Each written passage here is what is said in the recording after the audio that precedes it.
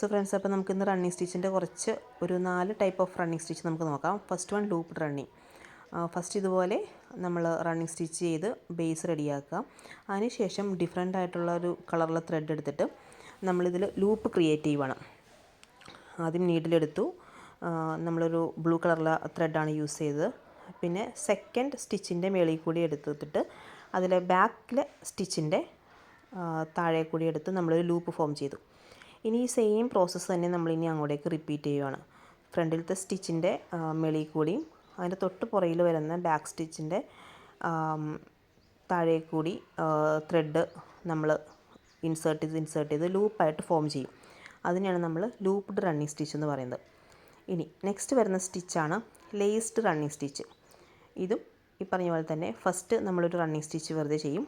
അതിനുശേഷം നമ്മളിതുപോലെ വേറൊരു ഡിഫറെൻറ്റ് കളറുള്ള ത്രെഡ് എടുത്തിട്ട് ആദ്യം ഫസ്റ്റ് വണ്ണിൻ്റെ മേളിൽ കൂടി എടുത്ത് താഴേക്ക് ഇൻസേർട്ട് ചെയ്തു. എന്നിട്ട് ജസ്റ്റ് അതൊന്ന് റൈസ് ചെയ്യും കേട്ടോ, കുറച്ചൊത്ത് പൊക്കി വെച്ചിട്ട് നെക്സ്റ്റ് സ്റ്റിച്ചിൻ്റെ നമ്മൾ ബാക്കിൽ കൂടിയാണ്, അതായത് താഴെ കൂടിയാണ് ത്രെഡ് വലിക്കുന്നത്. പിന്നെ അടുത്ത സ്റ്റിച്ചിൻ്റെ മേളിൽ കൂടി, പിന്നെ അടുത്തതിൻ്റെ താഴെ കൂടി, അങ്ങനെ ആ ഒരു ഓൾട്ടർനേറ്റ് ചെയ്ത് പോകും. സോ ഇതാണ് ലേസ്ഡ് റണ്ണിങ് സ്റ്റിച്ച്.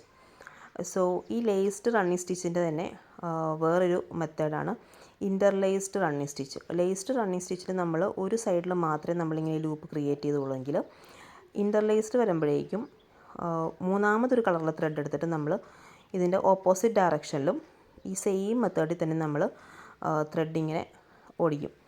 സോ അപ്പോൾ ടോട്ടൽ ഒരു 3 കളറിലെ ത്രെഡ് നമുക്കകത്ത് വിസിബിളായിരിക്കും. ഇതാണ് ഇൻ്റർലേസ്ഡ് റണ്ണിങ് സ്റ്റിച്ച്. സെയിം മെത്തേഡ് തന്നെ.